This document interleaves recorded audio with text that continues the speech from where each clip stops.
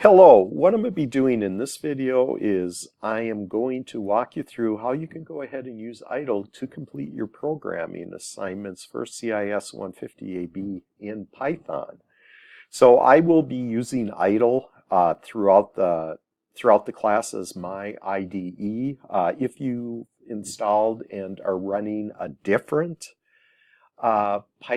Python IDE, feel free to go ahead and use that for this class. The only thing you need to do is you need to be running Python version 3, not Python version 2 for this class. So in order to use IDLE, you first need to install IDLE, install Python, which I've already gone ahead and done. IDLE is included as part of the free Python install. So you would just go ahead and click on this link and find the install you need, either for Windows, Mac OS, or for a Linux operating system. And then you would go ahead and download the file and then install the program. And I have videos that show you how you can go ahead and install Python 3.8 on Windows or Python 3.7 on a Mac, which the Python 3.7 is very similar to the Python 3.8 install. So again, the first thing you need to do is you need to install Python on your machine. Once you install Python on your machine, that install includes IDLE. So what we're going to do next is I am going to go ahead and open up my Python install. So in order to do that, I'll click on my Start menu. I'm using a Windows machine. They've added it up, recently added, since I just installed it. So you can just go ahead and click on that link to open up IDLE. If it does not show up there, it'll show up in your list of programs. Mine is under my P's, Python. You could click on that link to open it up. And what I've done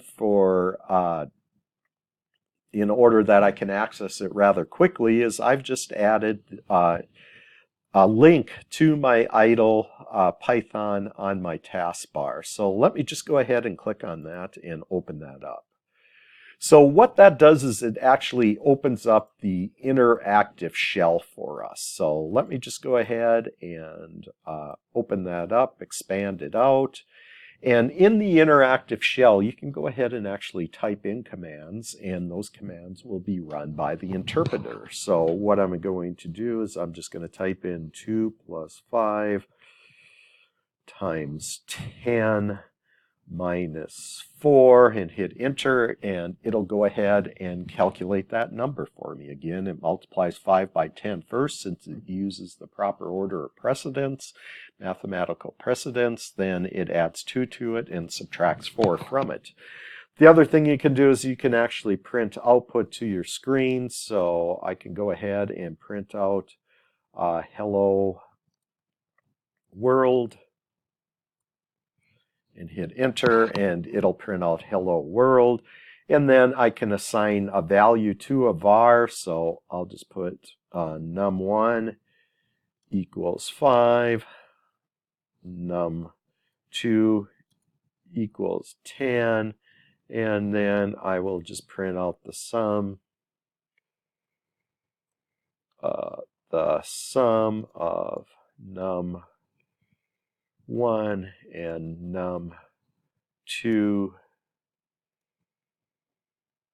is, and I'll put a comma there, and it'll just be num1 plus num2, hit enter, and it'll go ahead and calculate that for me, which is 15. So you can type some commands into the interpreter, but when you're writing programs, you're going to want to save them to a file, and that's what we're going to be doing throughout this semester. So first thing you need to do is you need to go ahead and create a new file. So I'll just click on New File.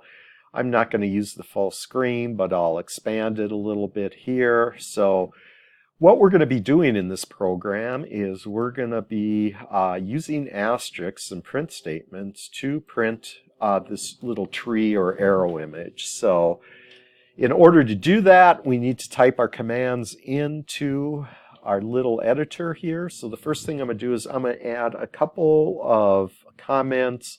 Comments appear in red. Again, comments are not interpreted by IDLE. They're just skipped over. So I'll type in my name. And you must do that for each one of the programming assignments, is type in the name and the assignment number, what it is. So for this, I am just going to type in Chapter 1 example. Again, this is not the assignment for Chapter 1. This is just an example. And then I'm going to add in another comment, displays a tree using asterisks. Okay, so those are my comments. So in order to complete this assignment, the easiest way I can see it is I want to first print out the line that has all of the asterisks in it. So I've already counted the number of asterisks. There's 9 asterisks in this line, so that's going to be my first print statement. So I'll just go ahead and type print.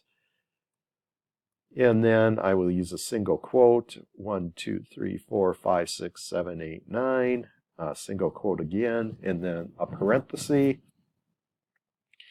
And then what I'm going to do is I'm going to go ahead and run it. Again, the textbook mentions that when you're a new programmer or any programmer, you'll want to run your programs many times instead of trying to type the full thing in there and running it at the end. So I'll just go ahead and click on my Run button and click on Run Module.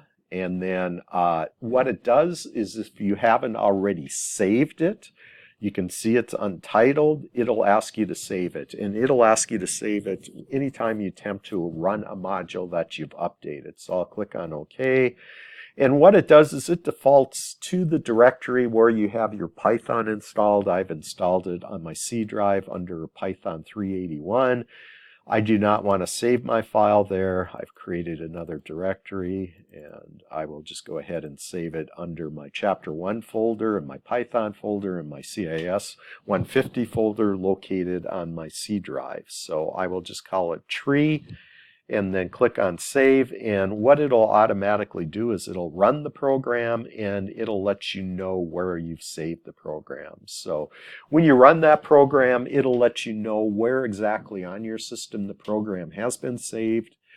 That way you can keep track of where it is saved, and when you need to submit the assignment, you can find that program and go ahead and submit it from that folder on your system. So we've run the program, it's run fine, so let me just go ahead and minimize that. So what I'm going to do next is I am going to complete the arrows down below, or the remaining trunk of the tree. So I'll just print and type in 1, 2, 3 spaces and 3 asterisks, and then I'll close it out. Again, I do not have to type in the 3 spaces afterwards, because once it prints the 3 blank spaces and the 3 spaces, it'll advance to the next line. So I'll go ahead and run it now and see what happens. Run module. Again, it asks me if I want to save it. I'll click on OK, and now it's printed out the next line.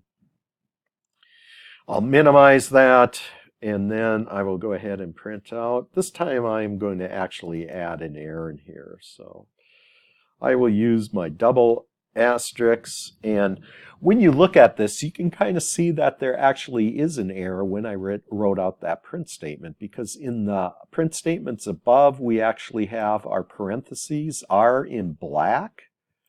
However, down below, our closing parentheses here is still in green. So since we did not close this out with a single quote mark, we're using a double quote, and you cannot mix and match single and double quotes when you create your print strings. You can kind of tell that something's amiss with this. I will go ahead and run it, run my module. It'll ask me to save the source first. I'll click on OK. And what it does is it comes out back with a syntax error, end of line while scanning string literal. So basically it did not find the closing parentheses to end this line. So what I need to do is I just need to go ahead and change this to a single quote. And then now magically my parenthesis turns into a black, so we know this line is syntactically correct. So if I go ahead and run my module again, it'll go ahead and print the bottom of my tree. The other thing you can do, you can go ahead and close out, or you can minimize this. If you do not minimize it, it'll show you multiple runs. If you close it out, it'll just open up a new shell to show you what the output will look like. So we printed the bottom of the tree, so now what I want to do is print the top of the tree. So in order to do that, I'm just going to go ahead and copy my print statements and type those in, and then I will delete my asterisk, add a space, and then delete my last asterisk, and I will just go ahead and run this again to make sure it looks like we're creating the right tree. And it looks like we're proceeding correctly, so what I'm going to do, I'll just copy, doing a Control-C. Again, I'm using a Windows machine here, a Control-V, and I will just delete that, add the space, and delete the back. I'll go ahead, add another print statement. Go ahead and delete the 3, 1, 2, 3. Let me see, I went over 1 too many times. And what I want to do is I just want to delete that one. So it looks like it's shaping up nicely. And then I will just go ahead and add my print. And what I want to do, I'll just delete all the asterisks and space out until my asterisk is found at the top there. So it looks like my program is ready to run based on my print statements. It should print correctly, so I will go ahead and run my module. Click on OK, and what it does is it actually prints it out for me. So looks like everything is working correctly for this program. So after you complete your programming assignment, you would just attach the .py file to the appropriate assignment link in Canvas to go ahead and submit it to be graded. So basically that's all I wanted to cover in this video. So we will go ahead and talk to you later.